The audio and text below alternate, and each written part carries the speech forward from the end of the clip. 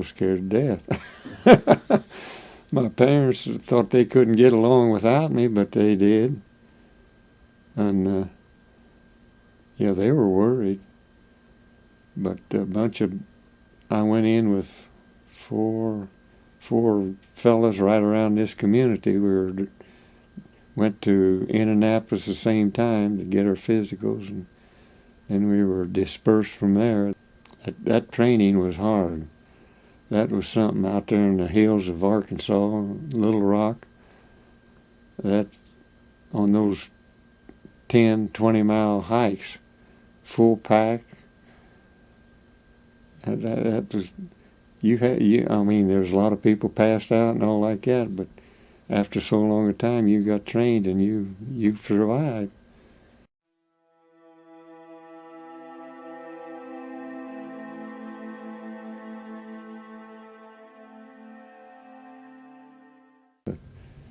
We got in that thing, and that's when the Germans made their main push. And they ran over some of us, and we had our own artillery shooting on us, because we positioned where they were shooting to keep the Germans off of us. You can't hardly believe that, but that's true. And that's the only way we survived, really. And finally, like I said, they ran out of gas, and our planes kind of took care of the tanks and stuff and helped us. So, or they'd have run over us, and if our artillery hadn't helped us out. After the Buldge, we had about 3 or 4 battles that we went through Germany to clear out the towns and small towns, and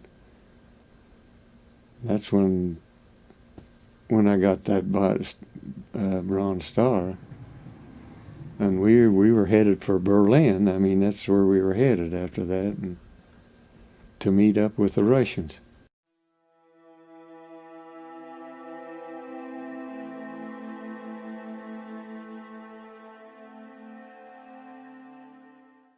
We just had a boat and went across the Rhine. I mean, you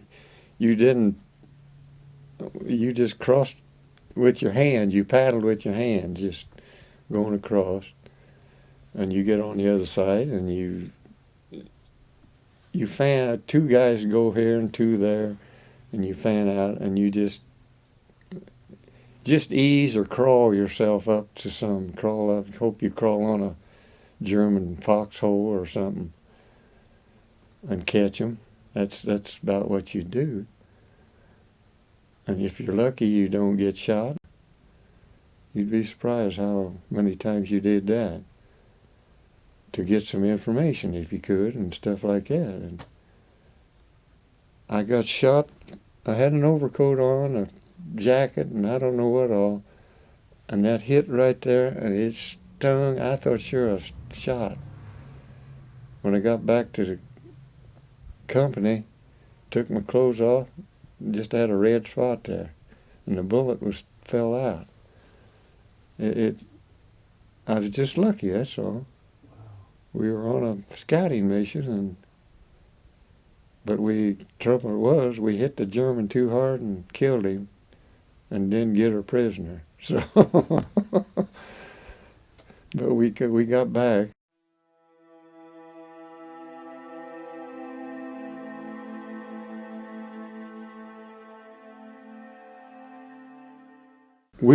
Our company was pinned down, and there's a machine gun nest on the edge of town. They had us pinned down, and I crawled around with cover, and I think it took 2 or 3 shots before I blew up that. They were in a lookout tower, and I think the 3rd shot blew them up. And then we could advance then after that and clear the town. You always met pretty rough, stiff firing when you went into a little town on the outskirts. Then after you broke it down, then you went right on through as a rule. They would take off and hightail it, and then you'd clear another town.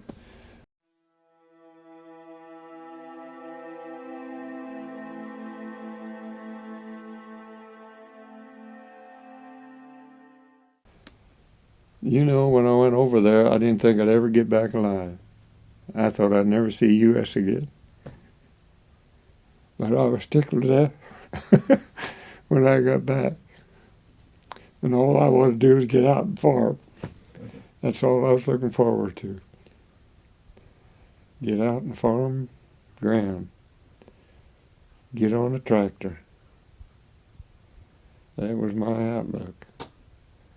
And then, what was it, 6 months later, I got married, and I've been here ever since on this place.